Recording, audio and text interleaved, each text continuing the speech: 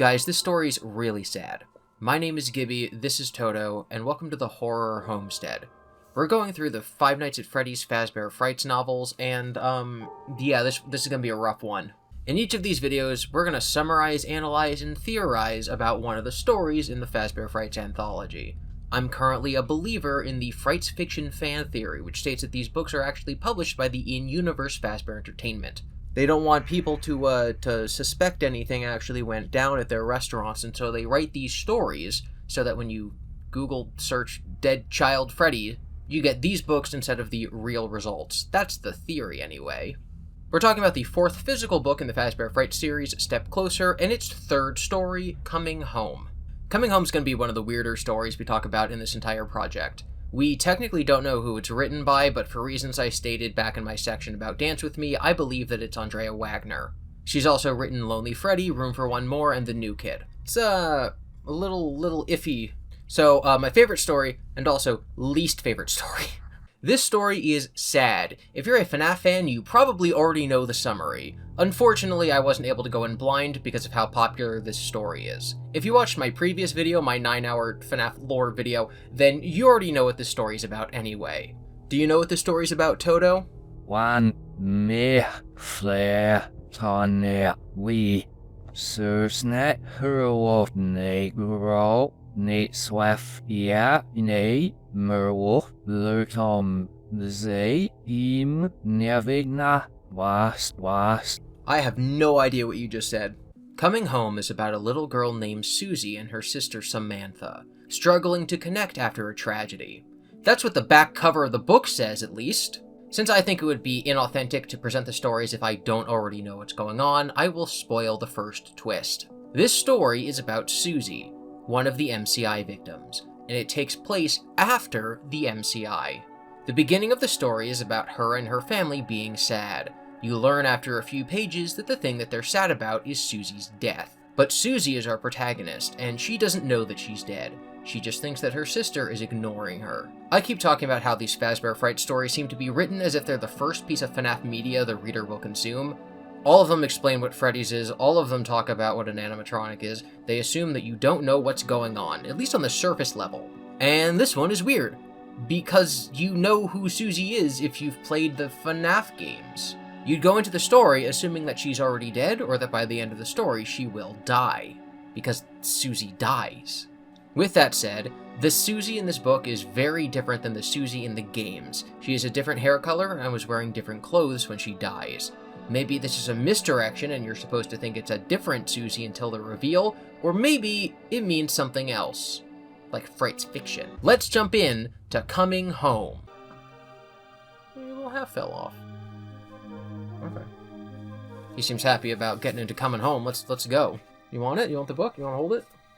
Okay. The book opens with a paragraph immediately endearing the audience to Susie. Under the pretense of setting the scene, Susie is sitting with her family in the car as they arrive home. Coming home, actually. This is kind of important because of how the story's going to end. We learn that she has a sister named Samantha, and that the tree in their front yard is named Oliver. Samantha thinks that naming a tree is dumb, but Susie likes doing silly little things like that. The parents say that it's not usually done, but that doesn't mean that it can't be done, and so Susie does it. She names the tree. Oliver is an old tree. The narrator traces its history back a few hundred years, so we learn that Susie's family has been on that farm for a long time. We get this next paragraph about Susie. Susie thought of voices as colors. Her mom's used to be bright orange. Now it was dull brown. I personally like having main characters who have creative minds like this, or are writers or poets or whatever, because it allows the characters to think Mom's voice is bright orange, instead of having the prose or the narrator say, Susie's mother's voice was dull, but it had once been a bright orange. Having characters think or explain this stuff, I think, is a much better technique than having the narrator just say it. Okay, so Susie is a dead ghost. And for the first part of the book, we don't know this, so there's all these contrivances about why the other characters don't react to her presence. I think the sheer amount of these is kind of eye-rolling, but that's really the only way that you could tell the story. I also think that the first one, at least, is good, because it gives us some insight into Susie as a character. Susie's mom asks what she should make for dinner. Susie didn't respond to the question because she didn't care about dinner, and she knew Samantha would care. Samantha cared about everything. She liked to be the boss. So this tells us that Susie doesn't mind what's for dinner, and so that's why she doesn't answer. So if you don't know she's a ghost, she's just not saying what she wants for dinner because she doesn't care. If you do know that she's a ghost, you can maybe read into it that she doesn't care because she doesn't eat. Although, like, what does she do at dinner? Does she just sit there because her mom doesn't give her a plate? What does she do at school? Genuinely, we don't know. It raises a lot of questions. We'll talk about them later, though. I'm guessing that she sort of just ceases to exist when she's not, like, overtly with her family. Like, when the car pulls into the driveway, she just, like, comes back to reality, and then she's like, oh, I wonder what's for dinner, and then it's dinner time, and she just kind of, like, fades away, and then she comes back, and she's, like, in the room with her sister playing blocks, and she's like, I like playing blocks, because that's really the only way that this makes any sense. Anyway, what it does tell us is that Samantha likes to be the boss, and that Susie is very considerate of her sister. So I don't think it's that silly. So as long as there keep being multiple functions to Susie not interacting with her family, I think it'll be okay. It characterizes her and lets her get away with the fact that she's a ghost. Susie looks out the window, and we read more about Oliver the tree. It's fall, and so most of his leaves are gone. This is important symbolism. We're told a story about something that happened 3 years ago, when Susie was 4 and Samantha was 3. When the leaves fell off the tree, and Susie told their mom that the tree was crying. And if it's crying, that means it feels bad. Her mom explained that trees are supposed to lose their leaves for the winter and that they'll grow back. He has to let go before he can regrow, she said.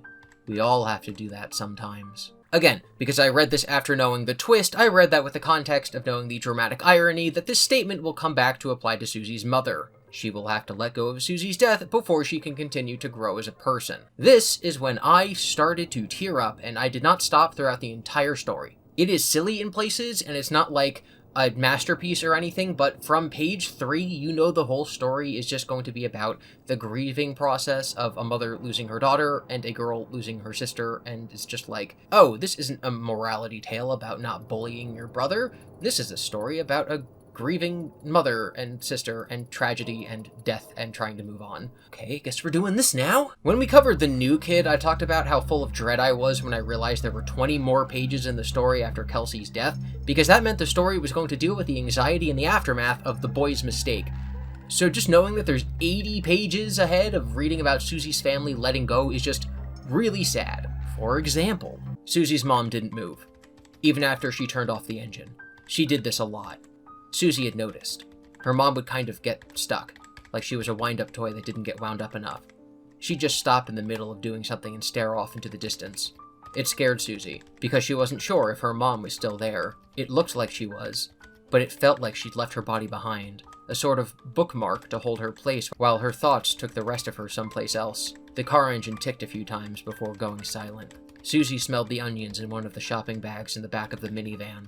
She smelled something else, too. No, not smelled. It wasn't her nose that told her something was in the air. It was, what? Her other senses? What senses? Yeah, that's just too real. Also, the smell thing's gonna keep coming back, and I hate it. I love it. I hate that I love it. We'll talk about it. Since the story's acting like we don't know that Susie's dead, it keeps hinting that something sad happened recently. She didn't normally hum. Her mother did, but she hadn't heard her mother hum in a long time. The dad isn't around, so that seems to be the red herring the book is going for. Like, where's Dad? We're all sad. Do your dolls want to be in my choir? Susie asked. Samantha didn't answer. Susie sniffed. She wrinkled her nose. The air smelled like spaghetti sauce and garlic bread. It also had that other smell, the one she didn't understand. It's implying that Samantha isn't answering because she disagrees with playing choir with the dolls, but obviously it's because she just can't hear Susie, because Susie's dead. It makes it pretty clear that Susie can interact with the real world, but right now it seems like Samantha wouldn't be able to see Susie's dolls moving around on their own. Like if Susie's over here playing with like a puppet or something, and then Samantha's over here, she would not see the puppet moving around even if Susie sees herself as moving the puppet. You're a little rambunctious right now. She's also smelling something weird again. Susie's mom used to look like she could be a model. Susie remembered when her mom's hair was really shiny and bouncy, when her mom's big eyes were always made up with long fake lashes and her wide mouth was always painted with sassy red lipstick. Now her mom wore no makeup, and she looked tired. Dressed in faded jeans and a wrinkled blue shirt, Susie's mom gazed at the toys on the rug. Susie got up and walked over to her. Mom? Her mom kept staring at the toys. Are you okay? Tears filled her mom's eyes, and Susie felt like someone was squeezing her heart. I feel like something's wrong, she told her mom. Something bad has happened, but I don't know what it is. Susie really wanted her mom to tell her everything was okay, but her mom just covered her mouth with her hand and let the tears spill from her eyes. Susie knew her mom wouldn't answer now. She never liked talking when she cried, and weren't the tears an answer anyway? The mom sees her daughter playing with toys and gets emotional. Susie tries to make her feel better, but can't because she can't hear her, so instead she just thinks that she's incapable of helping. This is so sad. We also learn that the dad left, which allows the reader to think that that's why everything is so sad, but in hindsight we can tell the dad left because they lost their daughter. The evening air was cold, but not too cold, and it had that fall scent that Susie had heard others describe as crisp.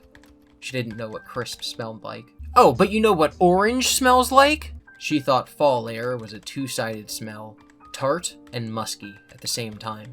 And of course, the fall air around her house still had that other smell that she didn't like. I keep pointing out the smell thing. I didn't figure it out until the 4th time it was mentioned, so it's going to be a little more obvious to you guys. Susie is outside playing, near Samantha, when some kids walk by. They start talking loudly about how creepy the old house is, and how they don't really like Samantha because she's a weirdo.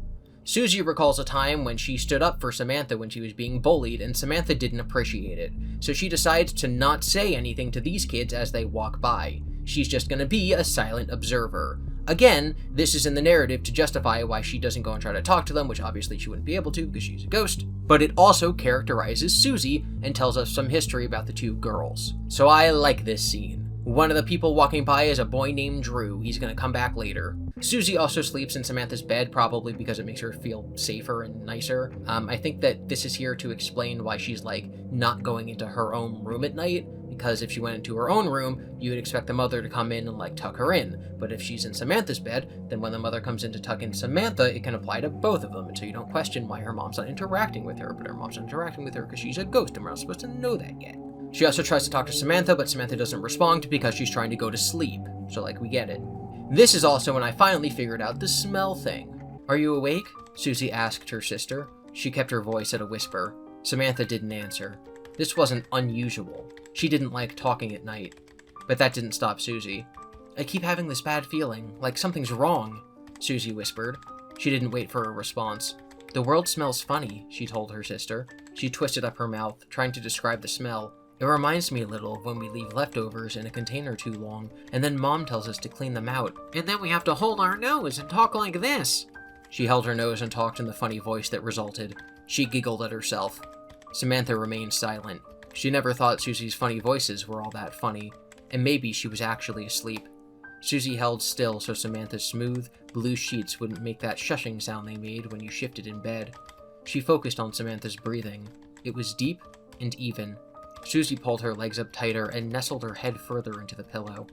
"And Oliver's leaves aren't the right color. They're not bright enough," Samantha breathed, in and out.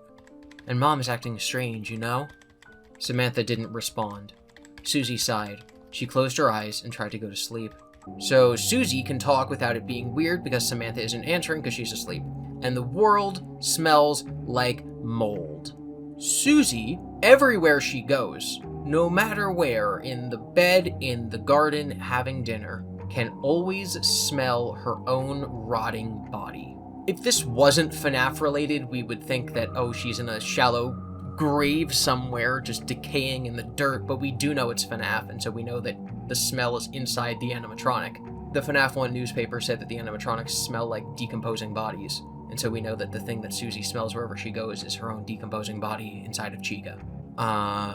Yeah, that's disturbing. All the Fazbear Fright stories are scary in different ways. Right, the body horror of Room for One More, the things coming to get you in 1:35 a.m. Those are way, way, way different than, like, the sadness of this story. It's unique in the series so far, and it just hits different. It's also just so great because there's nothing FNAF related in the story so far, it's just ghosts. That's when something tries to get into the house. 11:50 p.m. They hear a strange noise downstairs. Susie and Samantha go down to investigate. The door to the outside is open. Samantha peeks out, sees nothing, and closes the door. Susie follows her back upstairs. The perspective changes to Susie's mom, who's on the phone with her best friend Jeannie, having a serious conversation. She mentions how Samantha is 8 years old. "Hang on, I thought Samantha was 3 years old 3 years ago. That would make her 6. How could she be 8? That is so strange." The mother, her name is Patricia, then hears a noise downstairs as well. Cut back to Susie's perspective. She's following Samantha upstairs. She hears a noise downstairs again and feels compelled to go back down. She sees a shape out the window and hears thudding on the porch. She tries to hide, but she knows she can't. She has to walk to the front door. She has to open it. She has to look at the shape. She reached for the front doorknob, and she opened the door. She opened the door in increments. 2 inches, 6 inches, a foot. She took a deep breath, stepped around the door, and looked up. She waited, like she always did. Every night, frighteningly familiar, persistent. Susie didn't cringe or tremble or jump back, even though it would have been reasonable for her to do any or all of those things. Instead, she said, "Is it time to go back already?" Chica held out her yellow hand. Her mouth didn't move. Susie knew Chica wouldn't answer, because Chica didn't talk to her. Susie turned away from the man-sized animatronic chick standing in front of her.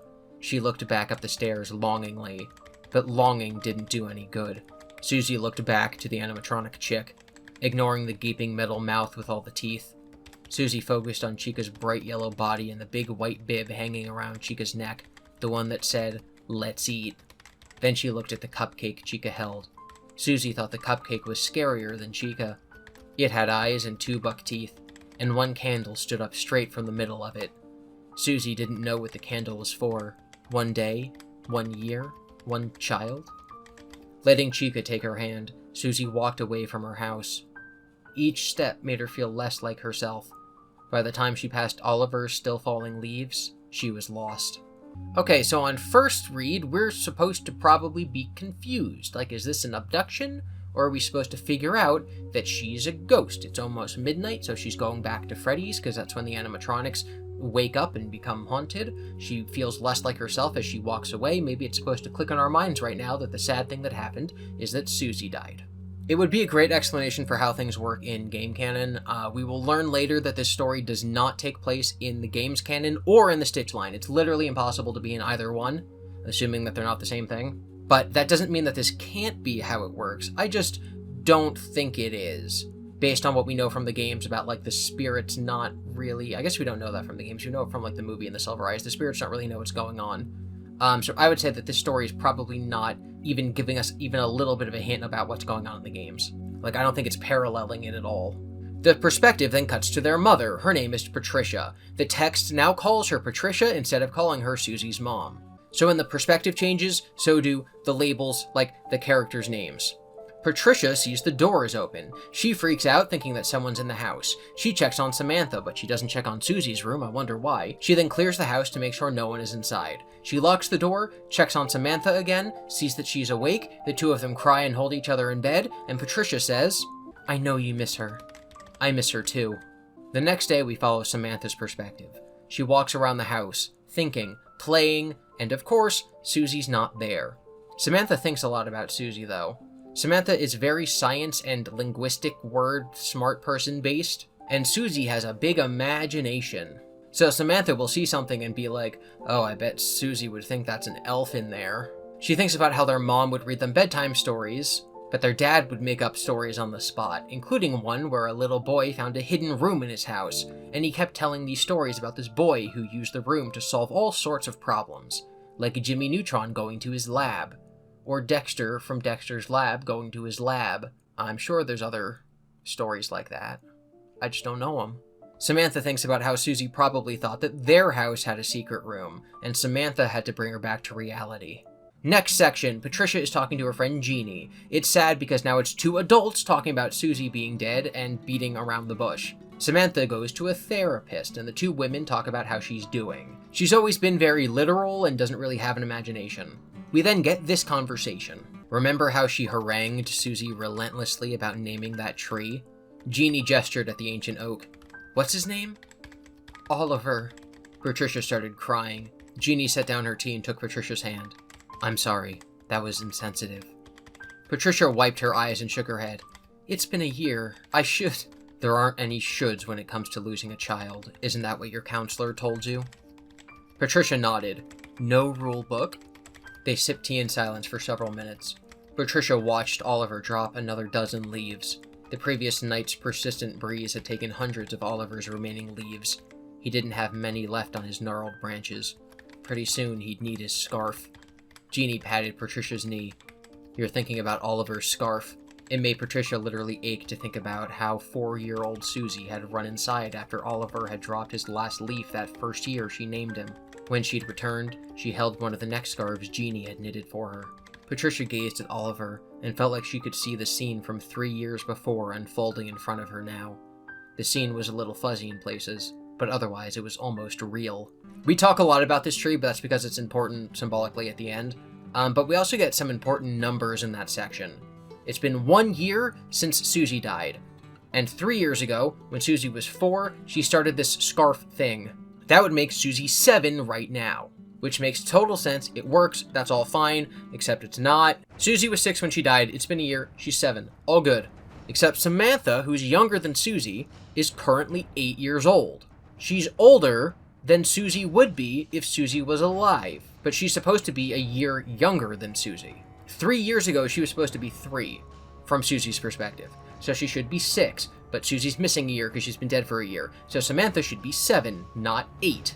There's some weird, calendar math that might be going on here, but unless Samantha's birthday is between when the first leaves started falling off the tree and when the last leaf fell off the tree, which would have mean that she was 6 when the first leaf fell 4 years ago, and she's 8 now that the last leaves are falling. Basically, unless Samantha's birthday was within the last month, it doesn't work. It might not even work then. Calendar math is hard, both from a analyzing media perspective and also from an author perspective. Calendar math is hard. I'm doing a lot of this analysis in the middle of the story to break up the sad parts. See, I'm being annoying on purpose. It's so that it's not as sad. Alright, let's get into the real meat of the story now. When Susie found out the scarf wasn't big enough for Oliver, she was heartbroken, until Patricia suggested Susie ask her godmother to knit a scarf specifically for Oliver. Now Jeannie knitted a new scarf for Oliver every year. I've already knitted it, Jeannie whispered. Tears spilled down Patricia's cheeks. She was surprised she still had tears to cry. She was always anthropomorphizing, Patricia said. I never saw a problem with it. There wasn't a problem with it. She was an empathetic child with a vivid imagination, which is why she was so easily lured. Patricia didn't recognize her own voice. Normally soft, it was now as hard and rough as Oliver's bark. I should have discouraged her flights of fancy. I should have... Stop it. Jeannie shifted to face Patricia. Not all the murdered children were like Susie. You don't know that it would have been different if she'd been a different kind of child. You can't keep trying to find reasons to blame yourself. Patricia looked down. I hated that place, she whispered. It always seemed creepy to me, but Susie loved it. Jeannie frowned. Are you sure you want to go over this again? I need to. No, you don't. Yes, I do. I can't just forget. Why not? How are you helping Susie by torturing yourself with the details over and over? Patricia wanted to yell at Jeannie to shut up, but she didn't have the energy. Jeannie took both of Patricia's hands. Your daughter was murdered by a serial killer. She was lured to her death in a place where she should have been safe. There, we've dug it up again. Feel better? Patricia yanked her hands back and started to stand. Jeannie grabbed her arm and held her in place, her grip pinching Patricia's skin. Don't run away, Jeannie shouted. Then she lowered her voice but kept it firm, just shy of scolding. You can't dredge up the past and then run from it. If you insist on trotting it out to torture yourself regularly, at least you should do it head-on. If you don't, you'll be running away your whole life, and you'll never be able to let Susie go. A car zipped by on the road, its engine revving. The smell of exhaust wafted up to the porch. Something about the odor eased Patricia's anger. She was wearing her favorite sweater, the one you knitted her. Magenta with pink stripes, Jeannie said. She wanted sequins, Patricia said, and you wouldn't let me put any on the sweater. So you put rhinestones on her jeans instead. Jeannie laughed. You were really angry with me. Patricia wiped her eyes. Stupid thing to be angry about. Jeannie gently squeezed Patricia's arm and then let her go. A breeze curled up onto the porch from the yard, and Patricia shivered.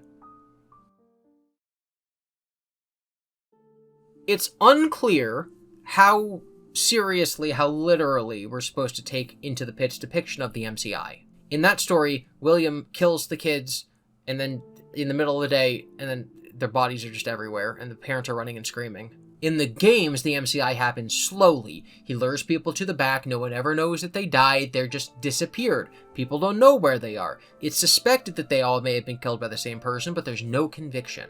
So Patricia and Jeannie talking about it like there is a serial killer, like the other kids were lured somewhere, doesn't exactly line up with what happened in Into the Pit, or the games perfectly. I think if the continuity of this story was the same as the games, there would be something where Patricia's like, oh, it would be nice to know if she was really dead. Instead, we just don't know where she is.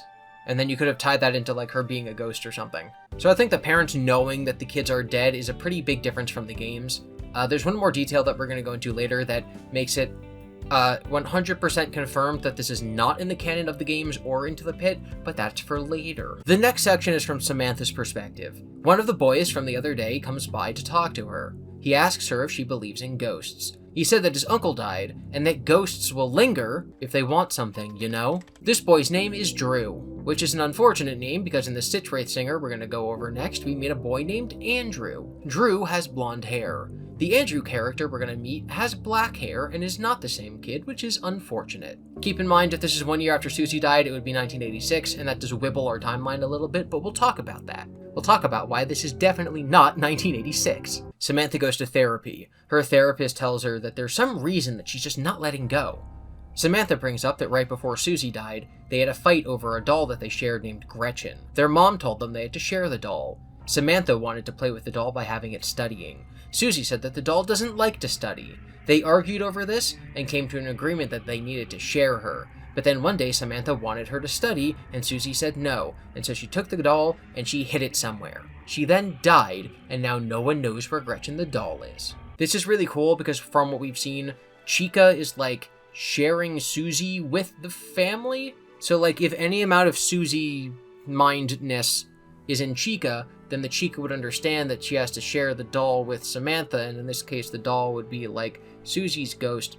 It makes sense, there's something there. Anyway, the point is that Susie can't move on because they don't know where the doll is. Forget Remnant, forget Happiest Day, forget melting animatronics. It's just typical ghost lore. There's unfinished business, the unfinished business being the doll. So if they find the doll, Susie can be set free. Back in the plot, Susie wants to communicate with Samantha, but she knows that she won't respond if she tries to talk to her. So instead, she draws her a picture, because child ghosts in FNAF can communicate through drawings. This is across all the continuities we know of so far. The text says that this is very difficult for her. It took all of her concentration to make sure the drawing showed up on the page, but it did. Ghost stuff is always weird because, like, it's weird if she moves the crayon, no one sees the crayon floating, but then she can draw something. It's whatever. It fits with FNAF lore, so it's fine. Samantha goes into her room. She sees the drawing on the floor. She goes and she picks it up. She saw some squiggly purple lines, but as she gazed at the paper and the squiggly lines, they began to form into shapes that make some kind of sense. So it's not like the drawing just appeared fully formed on the ground the way that Susie had drawn it. Samantha has to, like, pick it up, and then intend to understand it, and then she starts being able to see, like, Susie's intentions. So it's not literally taking a crayon and drawing it. There's some other ghost magic factor in there somewhere. The thing that Susie drew was 2 girls, and one of them is being led away by a giant chicken. Susie tells the reader that she's bad at charades and sometimes thinks that other people will think the way that she does and gets frustrated when they don't understand her. Samantha takes things way too literally. This is the book's excuse for having Samantha not understand what's going on for several pages. Samantha asks the mother, Patricia, to read her a bedtime story. Since Drew mentioned ghosts to her earlier, and she's now seen this drawing on the floor, she's thinking about ghosts. So she asks her mother to read her the bedtime story they have about a ghost. This obviously makes the mom very uncomfortable, but they read it together anyway. Susie's mom returned to the familiar story about the ghost who was happy because he got to spend forever with his family, until he found out he wouldn't spend forever with them since they were moving. That part always made Susie as sad as it made the ghost in the story. She couldn't imagine moving out of this house. Who would take care of Oliver? Susie's mom read quickly, until she got to the part where the ghost found out that if you went away from the house to a special place of sparkly light where the truly happy ghosts hung out, the ghost could never ever be separated from his family no matter where they went. She slowed down over that part, and she cleared her throat a lot. Susie thought it would be very nice to be in a place where you'd never be separated from your family. She loved being with her mom and Samantha. Samantha could be a pain, but she was Susie's sister. When the story was done, Susie's mom stood, hesitated, and went to the door. "Sleep sweet," she said. Susie wished her mom would kiss and hug them goodnight like she used to, but Samantha had decided they were too old for that, and she wouldn't let her mom do that anymore. Apparently, her mom thought Susie agreed with Samantha, but she didn't. As soon as her mom turned out the light, Samantha curled onto her side. "Good night, Samantha," Susie said, but her sister didn't respond.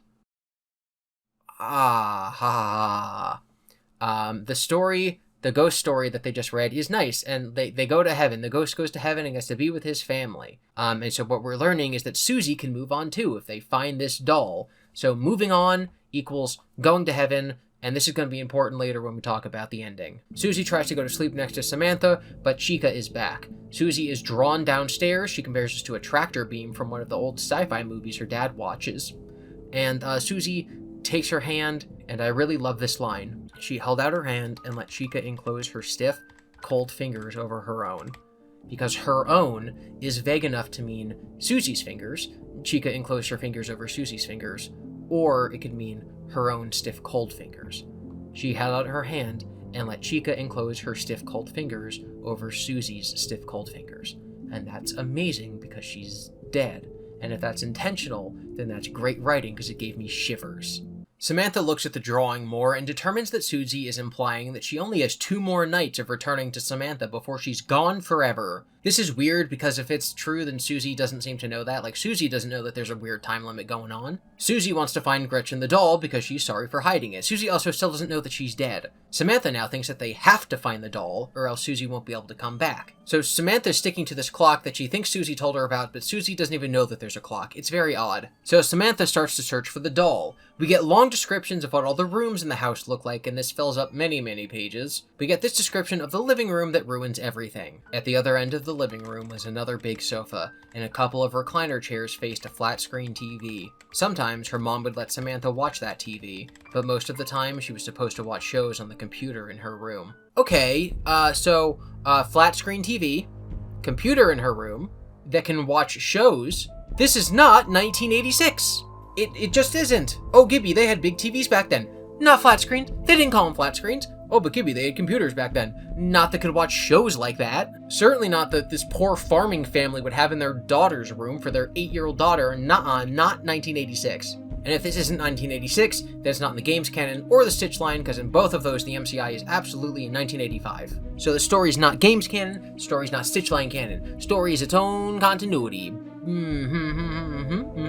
Yep, that's right, confirmed. Or maybe this paragraph's just wrong, but I know, confirmed. There's no lore to be found here, not canon. Continuing. Samantha rummages through their mother's room looking for the doll. The mother notices this. She calls Jeannie. Jeannie says, just let it go, kids be weird sometimes. Patricia is hesitant. Jeannie says, seriously, Patricia, it's time to let it all go. And that's, obviously, has a double meaning. Midnight comes. Susie's compelled to go downstairs to meet Chica. She opens the door for Chica. Chica pushes her aside and steps into the house. Chica is now after Samantha. I also have to say that in Step Closer we get a story where Foxy comes into a kid's house to try to find him in his room. This book is very FNAF 4. Chica stomps into Samantha's room. Samantha hides under the bed. Chica grabs her and Samantha finally understands that the giant chicken in Susie's drawing is Chica. Chica is here to make sure that Samantha does not find Gretchen. She does not want Susie to have Gretchen. Something bad might happen to Chica if Susie is able to move on, obviously. Okay, so pause. If we take everything at face value, then we know that Susie is still a ghost because she's unfinished business, which is that Samantha doesn't know where Gretchen is. So if Gretchen is found, the two girls can reconcile their fight and Susie can move on. Chica is okay with sharing Susie, but not if Samantha is going to cause her to move on. Chica does not want Susie to move on, so she's here to physically stop it from occurring. And that's why I think that this ticking clock thing is dumb. The rest of the story has Chica hunting Samantha while she searches for the doll. We didn't need this 2-day ticking clock thing that never comes into play, because Samantha having to run away from Chica is enough, like, tension, and we don't need this other ticking clock element that was never even real to begin with. I think that should have been cut. Samantha runs throughout the house. She's thinking about where to look. She's hiding from Chica. Chica's in the kitchen because haha FNAF. We get this passage. Samantha was on her own now. Her dad was gone. Her mother was drugged to sleep. Her sister was dead. If Samantha was going to survive, she'd have to save herself. And this is relating to the back of the book that says that when you're empty is when the monsters get you. What is it? Empty feelings often attract hungry monsters, and Chica's a hungry monster, and she's literally in the kitchen in this scene. Samantha feels empty because her family's gone. Yeah. Also something like children with absentee parents or whatever have to like grow up on their own or something. Samantha then realizes what she should have realized a long time ago.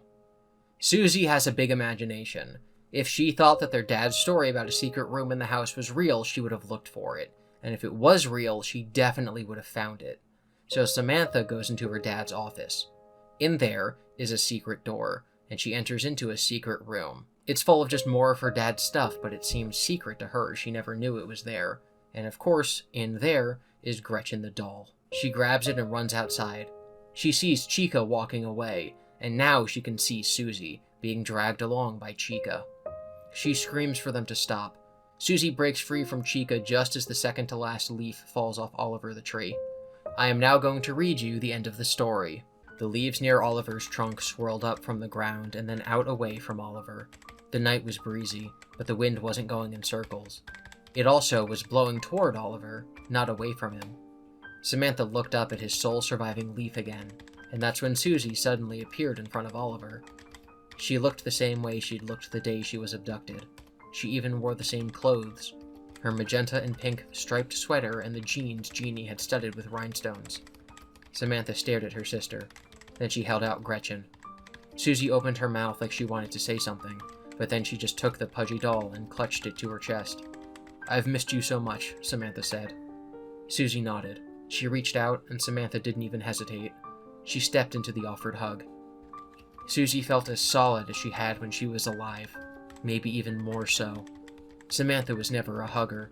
She usually only half-hugged Susie when Susie insisted on a hug. Now she hugged Susie with all of her strength. "I love you," she whispered. She felt a wave of emotion flow over her, like the one she'd felt in the car. But this wasn't dark and oily. This one was light, and it was warm and fizzy. Samantha was pretty sure this wave was a wave of love. Susie let go, and Samantha brushed at the tears that ran down her cheeks. Susie smiled and then turned to Chica. Samantha watched Chica take her sister's hand. Then she watched Chica lead Susie and Gretchen away. They disappeared just as Oliver dropped his last leaf. "Goodbye," Samantha whispered. Samantha felt the letting go, and she felt the promise of something new. Susie was leaving, yes, but it wasn't an end. Samantha knew it was a beginning. Just like the happy ghost in the story, Susie was going where she could be with her family forever.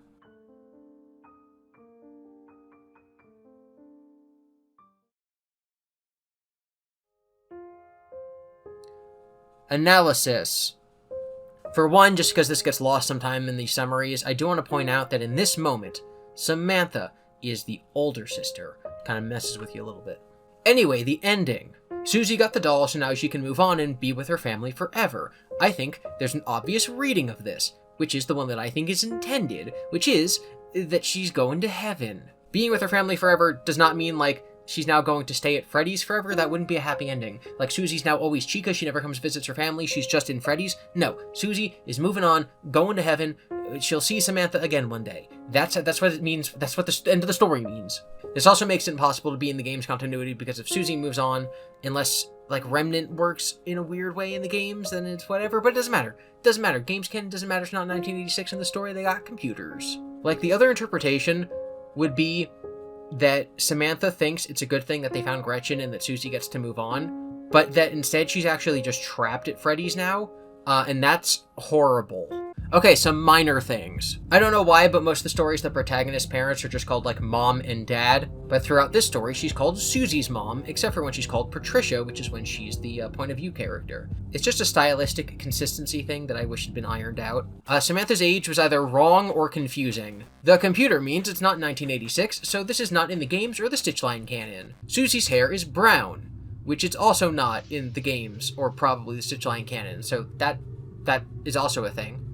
This has led to the Toosie theory. Toosie theory is that there's two Susies. Blonde Susie, whose dog was killed in the games, and this Susie, with brown hair and was killed some other way. What's interesting is that brown-haired Susie in this story has a sister named Samantha, and Charlie in the Silver Eyes has a brother named Sam. So we have two brown-haired girls who are victims of William Afton who have siblings named Sam. Susie is a combination of Game Susie and Silver-Eyes Charlie. That's the Susie theory anyway. Frights fiction actually gives the story a very interesting reading. So the public knew the identity and the names of the missing kids in the FNAF games. Ralph and then, what's the investigator's name in the week before? Bronwyn. Like Bronwyn, Brown. In the week before, knew the name of the kids, so Susie's name as an MCI victim would be out there in the public consciousness. So naming this character, who looks nothing like Susie, was dressed nothing like Susie when she died, doesn't have the same family as Susie, died in a completely different way as Susie, and just isn't the real Susie,